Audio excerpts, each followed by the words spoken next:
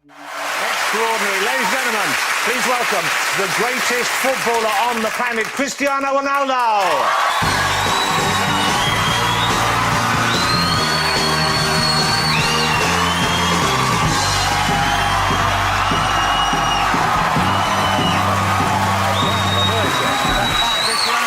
Cristiano Ronaldo, come and sit down, Cristiano. This side, right? Yeah, just over there, just over there. Well.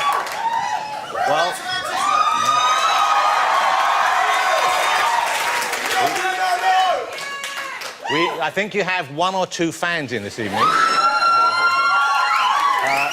So nice to have you here. Why do you not do this kind of show more often? You must be asked an awful lot, I'm sure. No time. No time? No time. Just too busy? Yeah, kind of. Many trainings, many games. We have to travel a lot. And basically, difficult. Yeah. Difficult. We don't have a lot of time. But it must be a nice feeling to be here and knowing these people are going crazy for you and people at home are excited about seeing you. That must be quite a good feeling. Well, it's an unbelievable feeling. I was here in England for 6 years. Yeah. And I respect English people a lot because they are very polite and they respect... Serious.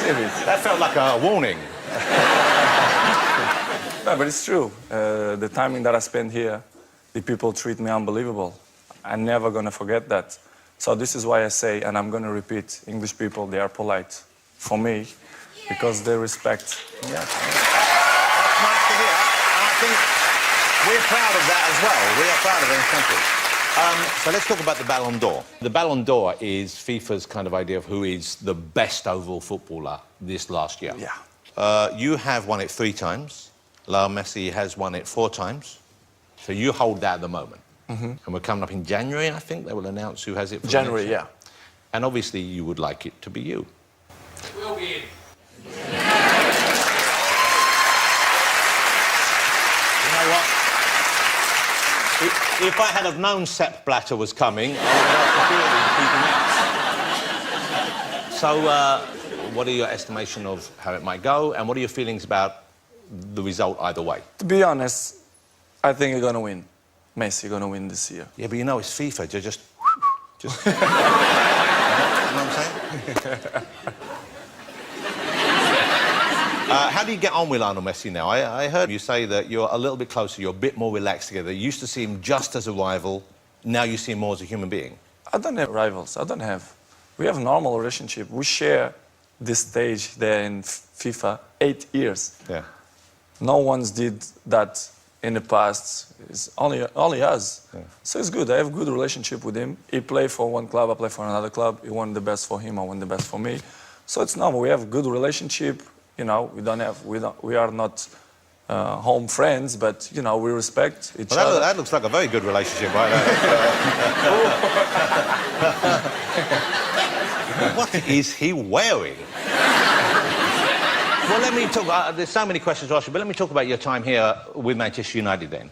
How old were you when you came over to join Manchester United? You were just 18? 18, yeah. 18 years old. And you'd already left home at 12, I think, to go to Lisbon, so you were used to living away from home.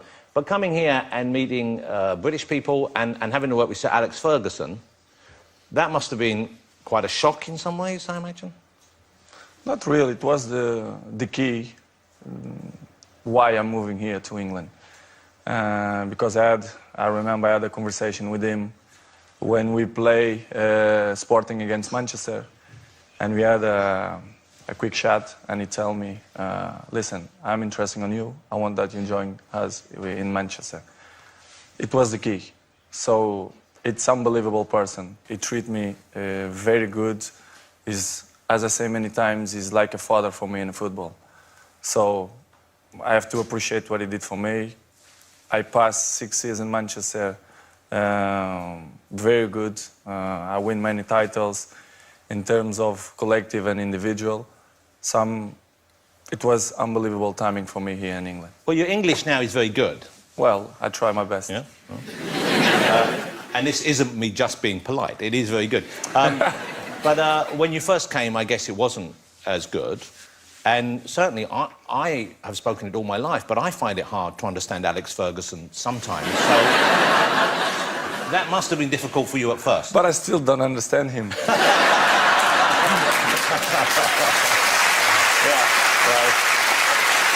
Because in the beginning, I had to translate, a Brazilian man.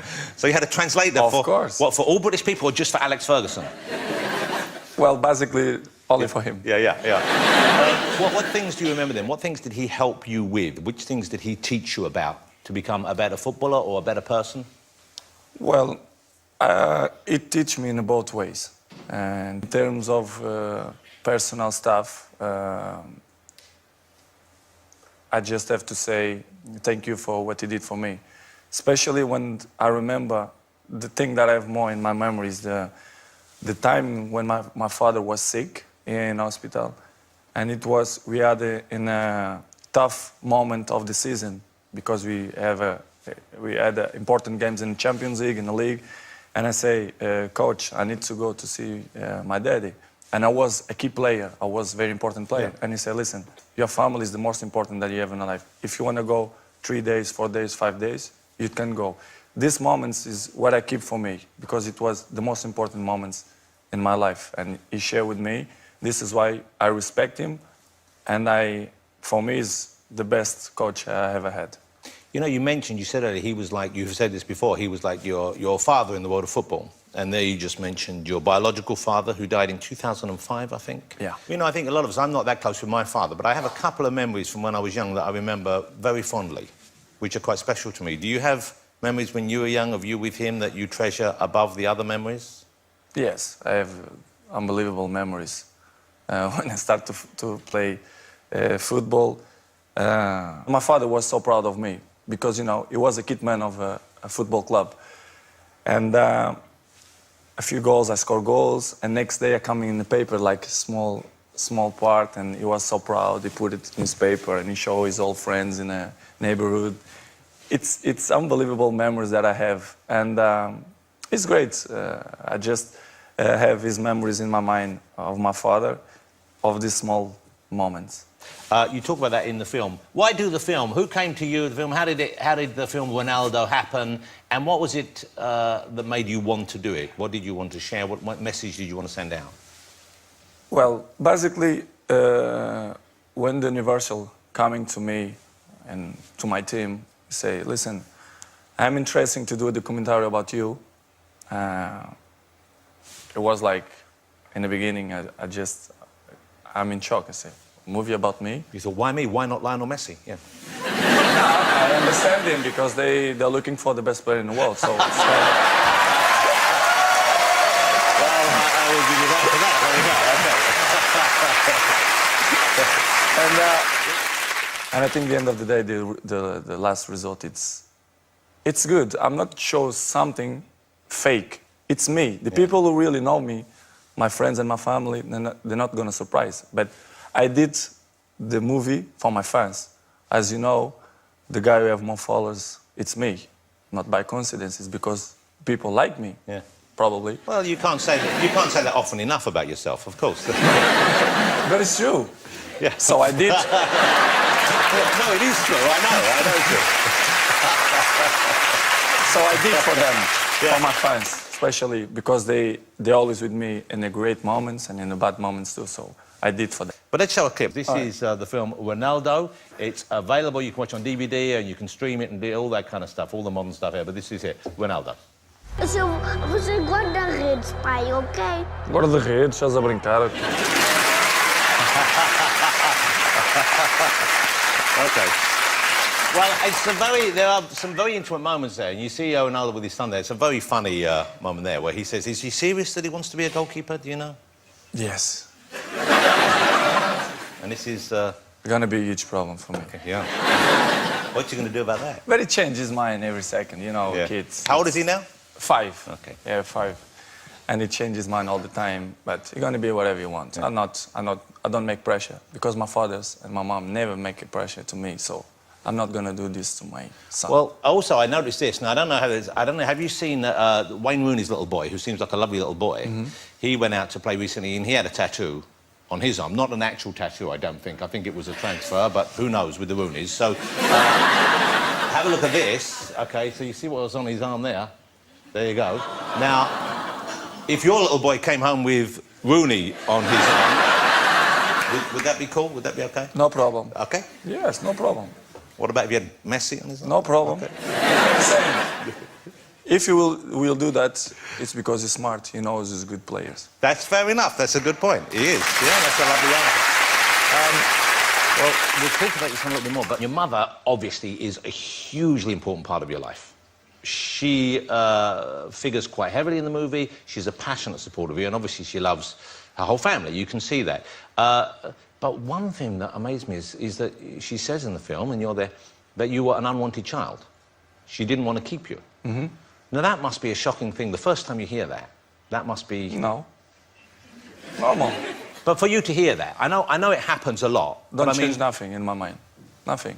You see in the film how stressed she gets. She's very involved in your career. And when she sees you playing, I mean, it's almost too much for her sometimes. Too much. Yeah, and she takes tranquilizers to help her get through this. How does that affect you, though, knowing you're playing, but knowing she is going through that as well? Does that ever figure in your mind during a match, or...? No, I just make a rule. Big games, you know, she cannot watch. It's true. Yeah. I don't take her to my box, or I put it someone in home to go walk with her when game starts. Until it's over. It's the solution. And how important is she to you now? For example, if you had a friend who didn't show love to your mother, respect to your mother, how long would they stay a friend for? They're never going to be with me, next to me, because I have a security and make him sleep, so... So don't mess with mama. Yeah. That's what we're saying. Okay. So let me ask you, and this, once again, this is touched upon in the film, of course. You have never revealed, and I don't think you ever intend to reveal or share, the identity of the mother of your son, okay, Cristiano's mother. And the thing that occurred to me while watching the film was your mother is so central and important to your life. But he does not have that relationship with his mother. Mm-hmm. Surely that must concern you. For me, it's not a problem. How you see in the world, many kids don't have mom, don't have dads, or dads die, or moms die, and they beat him up. Cristiano have a dad, unbelievable dad. I have grandfather, grandmother. I have support of my family. Yeah. Great. Of course, it will be like, why it don't happen? Listen, some points in the life, it's private. And people have to respect the privacy of the people, you know? When Cristiano gonna grow up, I'm always gonna say the truth to him because he deserves, because it's my son. But I'm not gonna say because people want me to say. Yeah.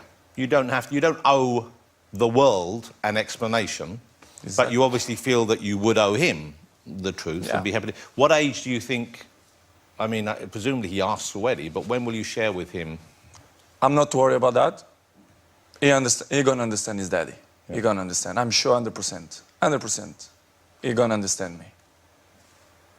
I'm gonna say the time when I feel that is the right time. I don't know, 10, 11, 12, I don't know. Let's see. You know, your son, the life he has, in many ways, but not in all ways, but in many ways, could not be more different from the life you had at his age. When you were 5 years old, you were on Madeira, is that right? Yes. Madeira. Small island, Portuguese island. I guess, how many cars did your father have when you were 5? Yeah, small cars, yeah, many. Okay. No. Toys, but did he have an actual car? No. He didn't even have a car. No. How many cars do you have right now? I don't know. Yeah. That's a big difference. I don't know. Yeah, that's a good honesty. Because there's a funny scene in the movie where you pick your son up from school in a Rolls Royce, of course, and you get him home and say, come and see, which one's missing, which one's missing? And he's going, I don't know, is it the Porsche? Goes, no, look. And then he goes, Lamborghini. When yes, why didn't you want to see the Lamborghini? It's like, he's 5, and he has to know which car's missing. So My question is, do you ever worry about that? Do you ever worry about what your life will give him growing up that you didn't have? Because obviously, although you had, from the outside for many people, you had a tough life and you didn't have those comforts, but he has maybe too many. He has maybe too much available. How do you approach that? It's not easy. Not going to be easy. But for me, in my mind, the way I'm thinking, it's all about education. If you will give good education, it will be strong. You will know and you will not appreciate the things. I cannot avoid to show him a good car, a good houses, a good quality of life. You cannot avoid, you know? Yeah, because you have that, of exactly, course, and you have earned exactly, that, yeah. I cannot avoid. What I have to do it? If you will be in my shoes, what you're going to do? It's all about education. You have to give good education and to pass to him, listen, to win this, daddy, work hard, you know, to have this house, to have this car. I cannot do anything more. Here's another little clip. I want to show you this. It's lovely because I think the thing that I took away from the film as much as anything else was the closeness and the love you have for him and he has for you. And it's a very sweet and very special relationship. This is Cristiano with his son in the film.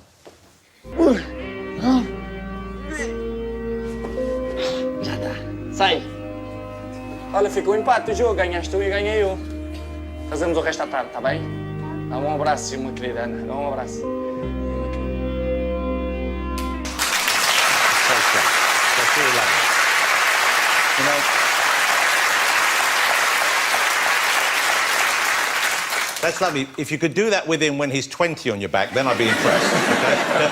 That's real training. That's what Rooney does. What about other aspects of your personal life? What about, is there a special someone in your life right now? A few.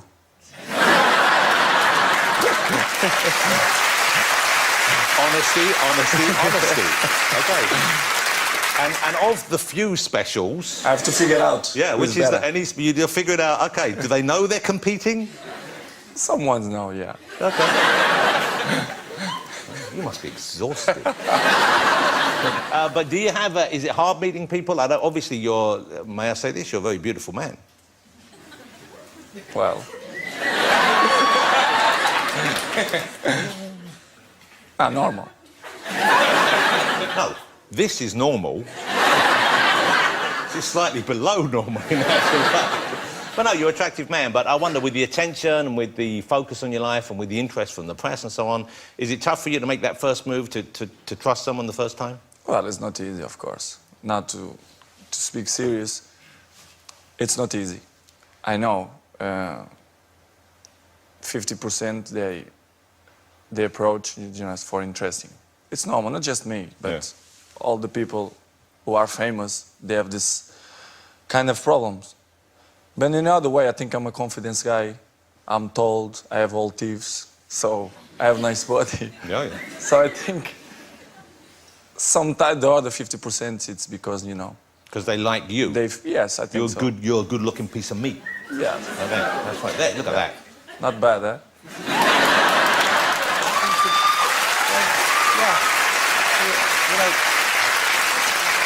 I don't want to be like Alex Ferguson, but my advice would be let someone else say that first. That's you doing the Hulk, isn't it? Is that your kind of Hulk celebration thing? It was in a Champions League final. I love the fact you're just enjoying that photograph. OK, let me ask you about what's going on in the future for you, because any professional sportsman at your level of the game, obviously you have a limited career as a player. You're still going strong. What do you have in mind for the future? What are you thinking of for the future? Is coaching an option? No, I don't think so. Huh? No passions to be coach. Maybe I wanna carry on with my brands, with my shoes, with my underwear, with my shirts. You're into the fashion in a big way, aren't you? Yeah. I like it with my shoes. You know, I have many brands, and I want still grow with my brand. So. That's you in the CR7 pants, of course. Yeah. It's weird because they look different on me.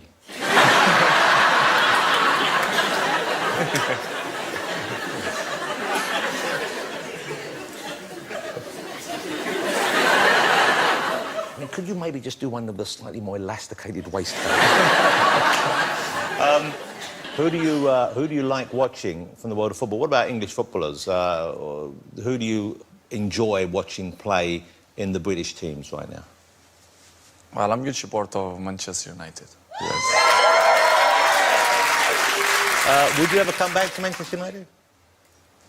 As I say many times, I'm very comfortable in Real Madrid now. I feel happy. Well, that's kind of where you always wanted to be, really, wasn't it?